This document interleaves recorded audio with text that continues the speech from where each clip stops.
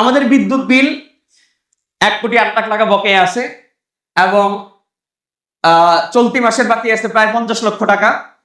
এই 50 লক্ষ টাকার ব্যাপারে গতকালকে সারাদিন আমরা দফায় দফায় বিবির হাট থেকে শুরু করে আগ্রাবাদ চিফ ইঞ্জিনিয়ার পুরো চট্টগ্রামের অনেক ধর্ণা দিয়েছি, আদর দিয়ে কথা বলেছি, ভালোবাসা চেয়ে কথা বলেছি, ক্ষমা চেয়ে কথা বলেছি, চোখের পানি দিয়ে বলেছি। তাদের বক্তব্য হচ্ছে এটা মানবতা জঙ্গল সলিমপুরের জন্য প্রযোজ্য নয়। নিট অ্যান্ড ক্লিন বক্তব্য, মানবতা জঙ্গল সলিমপুরের জন্য কিনা প্রযোজ্য না। আমরা জাস্ট একটা বলছি, আমি একজন মা ডেলিভারি রুগী, তার ডেলিভারি হওয়ার পরে তার গায়ের যে রক্ত মাখা দেহ, এটা ধোয়ার মতো পানি ওই সমাজগুলোতে নাই যেই সমাজগুলোতে কারেন্ট বন্ধ করে দিচ্ছেন আপনারা। গত 15 দিন ধরে এই মানুষগুলো গোসল নাই, অজু নাই, কিচ্ছু নাই। এই গল্প বলার পরেও তিনি বলছেন জঙ্গল সলিমপুরের বাইরে আমরা মানবতা দেখাবো, জঙ্গল সলিমপুরের জন্য করে মানবতা দেখাইতে পারবো না আমরা।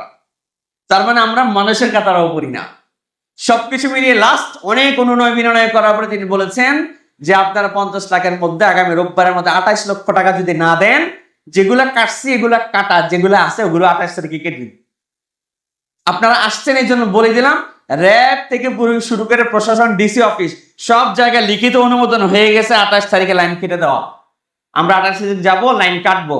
শুধুমাত্র এই যে দয়ার কথা বলছেন, দয়ার কথা মাথায় রেখে রোববারে যদি আপনারা 28 লক্ষ টাকা দেন, তাহলে আমরা আপনার বাকি লাইনগুলো সচল করে দেবো, যেগুলো আছে ওগুলো আপাতত রেখে কিছুটা সময় দেব।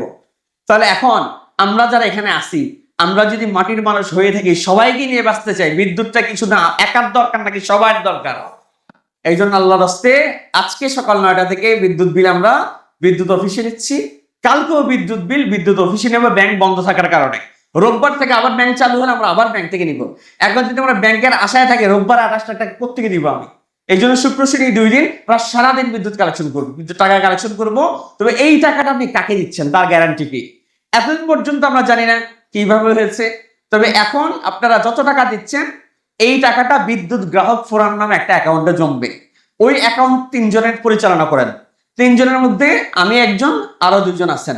তো আমি তাদেরকে বলেছিলাম, তারা আমার কথাটা রেখেছেন। 3 জনের মধ্যে আমার সাইনটা ম্যান্ডেটরি লাগবে, যে আমার সাইন ছাড়া টাকা উঠবে না এই গ্যারান্টি আমাকে দিতে হবে, তাহলে আমি থাকবো না, আমি থাকবো না। তারা বলছেন যে ঠিক আছে হুজুর, আমরা ম্যান্ডেটরি করে দিলাম, যেই টাকা ওঠাক আপনার সাইন বাধ্যতামূলক।